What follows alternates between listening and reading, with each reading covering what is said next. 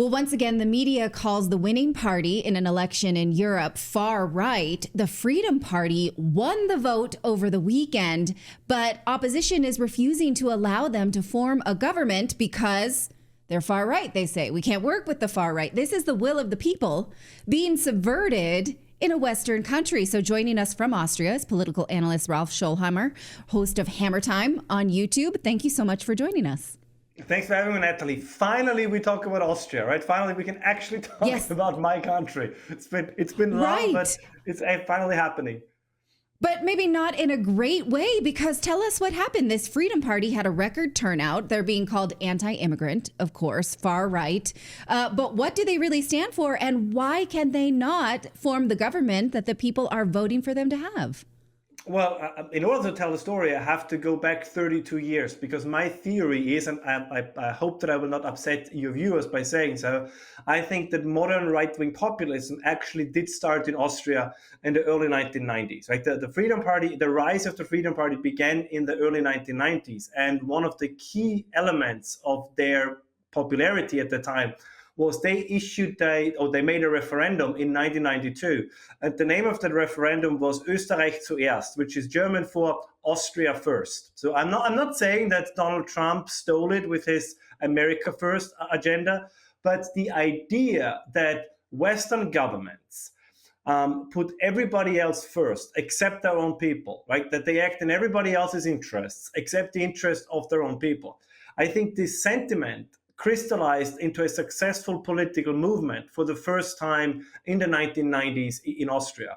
And if we look at what they said in that referendum, I mean, it's quite fascinating, right? They said there is too much migration, which is what we say now. They said there is not enough money for law enforcement and police, which is precisely what we say now. They said that the education system is failing young people, which is exactly what we say now, right? It says that, that there are that there is too much obedience to institutions and organizations that are not accountable to the people, which is exactly what we are saying now. So I think in many ways, they were really ahead of their time.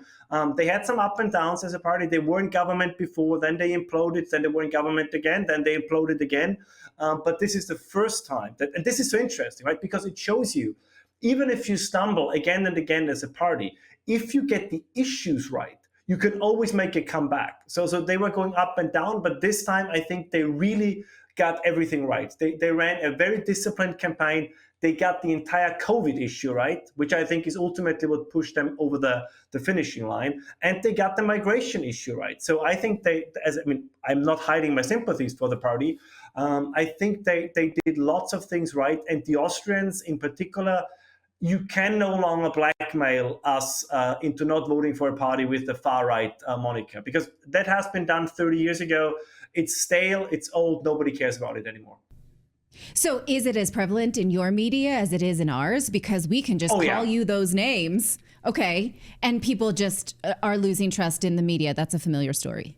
Well, let's put it this way. If there is what is a popular term now that I think is not entirely wrong, if there is a so-called uniparty system where you have maybe one populist opposition party, but all the other parties are more or less the same. That's true in individual countries, but I think when it comes to the media, we have a unimedia system that operates globally. I mean, you cannot distinguish the headlines from Politico in Europe, from the New York Times, from the Austrian daily newspapers, from most of the British newspapers. It's the same article all over. Sometimes it is like they have a prefabricated article, and then they just switch the names.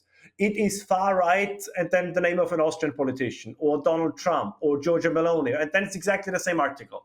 Because there is no longer an actual engagement with the positions. It is just, these people are far right, therefore I don't even have to talk about the positions they stand for. We saw the same in Germany with the AfD, right? The AfD is far right, therefore they are bad, therefore it doesn't even matter what they demand on the policy side, which again, the voters are much smarter than that. What I really like about these developments is they show that the people are so much smarter than the media and those in power often think. And I find this very, very encouraging. Okay, but the center, what they're calling the center left, or this, well, let's ditch these labels. The Social Democrats and the People's Party are refusing to work with them and allow them to form a government. So what power will they have if they are not allowed to form a government, which the people have voted for?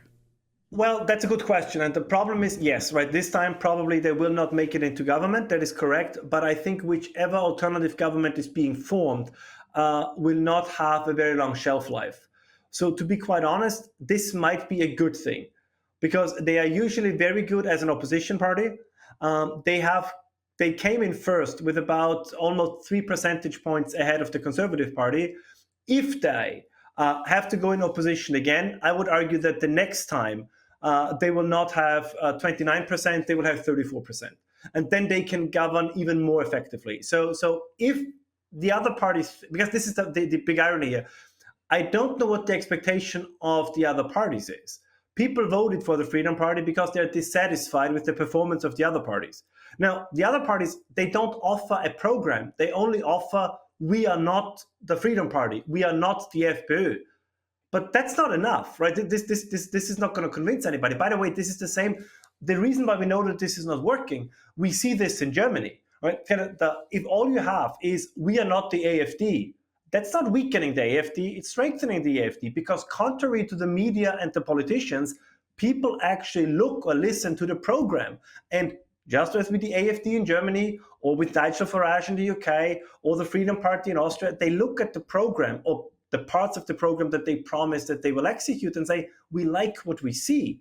So they want to see that executed. And if those in power are not doing it, well, then more and more voters will switch to that party. So they're voting, though, for better living conditions for Austrians. I think most people may not realize Austrians have some of the highest tax rates in the Western world. So what specifically do you think people are going to? Is it very much like what we're going to vote for in November? We want safe borders. We want law enforcement. We want good infrastructure. When you land in America, you might notice that there's a big sign that says Joe Biden gave you this new water fountain in the Philadelphia airport. And then what else, right? And you're like, great, that's what I got out of this infrastructure bill. So what specifically do you think Austrians want that we may relate to in the United States? Well, What's really interesting is I looked at the demographics of the people who voted for the Freedom Party. They are almost exactly the same demographics like the people who vote for the AfD in Germany. And what are those demographics? It's people under the age of 30. So it's those who have the most of their life still ahead of them. So for them, life is not in a rear mirror. Life for them is through the front window. So they have to live with the consequences of failed policies for the longest. It's the working class, right? It's people in a job, in working class jobs. It's people who are self-employed. So it's those who are the future of the country and those who keep the country going. Now, who voted for the quote-unquote establishment parties? It's mostly people over 60. It's the pensioners. It's the people, and no disrespect to the pensioners. They did their share, don't get me wrong. But it's mostly people who are shielded from the failed policies of the past. They have their fixed pension, they have their income, which, just like in the United States with Social Security, nobody's going to touch it until the system collapses, of course. But nobody believes, even though it will, that the collapse is imminent. And it's people that, let's be frank here, they are on a clock in a way. And again, I mean no disrespect. But for them, the mass migration issue, for example, or what's happening in schools, unless, of course, they have grandchildren and so, but we have the same horrible demographic profile like everybody else in Europe. So for them, it doesn't really, if you're 60, 75 and you live in a nice apartment in a nice district of Vienna, it doesn't really matter to you whether schools are crumbling in working class districts. But what it shows you is that the future is right wing, because it's those who are young, it's those who are working, it's those who are paying taxes, who shift more and more to the right. And that's, as I said, that's happening in Germany, it's happening in Austria, and I believe, to be honest, I think it's also happening, if we believe certain polls among union members, for example, I think it's also happening in the United States. I think this is the problem with, if you allow me to switch gears real quickly, the problem with Donald Trump has been that Donald Trump, I think, pursued very good policies, but he was very bad in articulating them. What we saw yesterday with J.D. Vance was, this is what Trump's policies look like if somebody talks about them in an eloquent, articulated way. And actually, they very much resemble the program and the ideas of the quote unquote far right parties in Europe, right? Protect the borders, create conditions where young people have a future, where they can afford a family, where they can afford housing, and where where those who want to see a future for themselves and for the country have the conditions that they can fulfill the highest potential. So this is not just an Austrian phenomenon. I think this is a phenomenon across the West. The Europeans, I think, had one advantage that, and this is just coincidence. This is not trying to be a cheap shot at the Americans, because I love the Americans, I love America, but that the United States, their right wing, or their, I just use the term far right because everybody uses it, but I don't mean it in a negative sense. It found an imperfect vessel in Donald Trump, and of course Donald Trump also had the hardest fight, because in Europe you just get new parties, the AfD, right? Nigel Farage, you get just new parties because our systems allow it. In the United States, founding a new party is a suicidal attempt. So Donald Trump had to take over an established party and reshape it into this populist right-wing working class party. But I think he has accomplished it. Now he needs somebody who can articulate it. And that makes the J.D. Vance Trump tickets, or the Trump Vance tickets, so interesting. I have to admit, after yesterday's debate,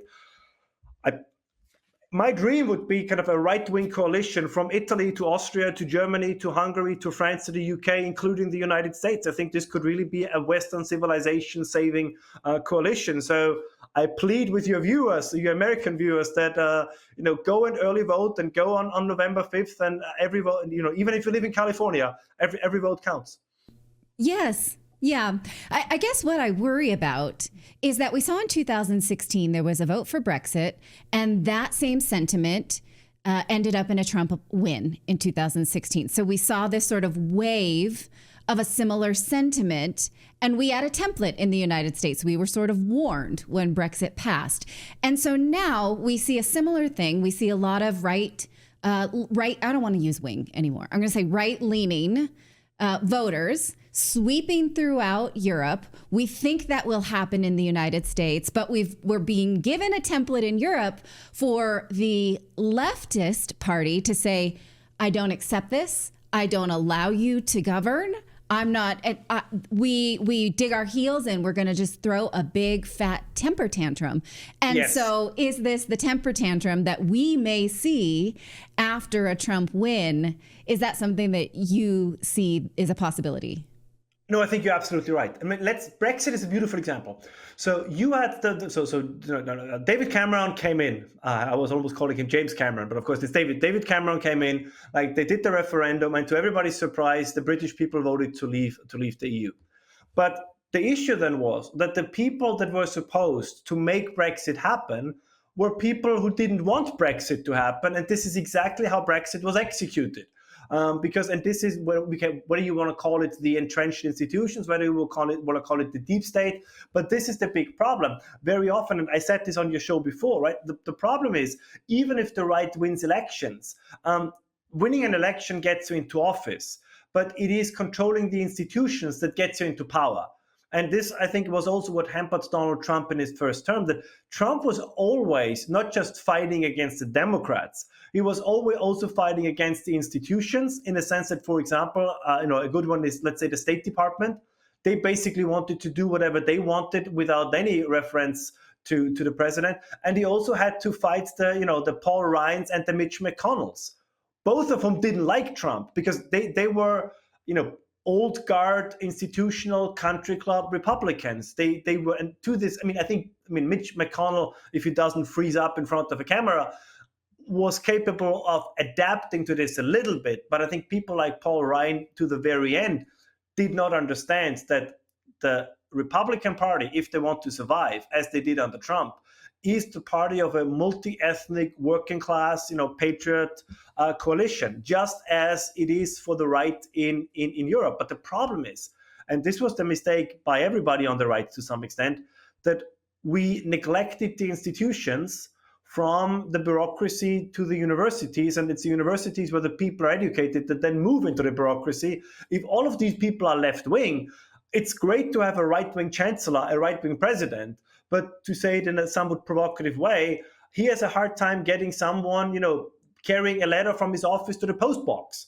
And I think this is also, of course, remember with Donald Trump, there were all these leaks and all these stories. And it was very difficult for him to govern because you had all these people that actively tried to sabotage his presidency, even though they were in no position to do so. So in many cases, I mean, I know this conversation is not supposed to be about the United States, but there were many cases where, the executive branch, of which the president is the head, was not taken as serious as it was supposed to be, because the institution. I mean, there was this great op-ed by an anonymous source in the New York Times about how great the deep state was in resisting Donald Trump. Where they say, you guys are bureaucrats, you're civil servants. You're not supposed to be the resistance. You do whatever the president tells you because that is your job. And we see it now also with all these, the Windmans and all these people who I honestly sometimes feel have more allegiance to Ukraine than to the United States. Nothing bad against Ukraine, but if you are an American politician, I think your first priority should be the United States. And that's exactly this kind of deep state attitude that justifiably so many people are bothered with. Right.